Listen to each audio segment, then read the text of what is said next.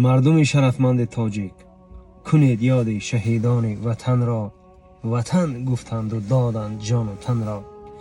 نویسید در ورقهای دل خویش، برای جان فدایان سرسخن را.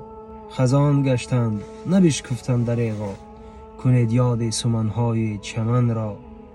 نویسید قهرمان خلق تاجیک، فدای خانه و فرزند و زن را. زی مرگ این جوانان دشت و دامان، گیریست و غم گرفت کوه و دمن را. زی ختلان و بدخشان و زرافشان، دعا گویید شهیدان وطن را. در حقیقت باید ما دعاگو باشیم در حق او مادرهایی که فرزندای خود را در حفظ و حمایت وطن از دست دادند. فرزند نهال عمر انسان باشد، نیروی دل و حلاوت جان باشد. مادر چو درخت است در این باغ حیات، بگذار که میوه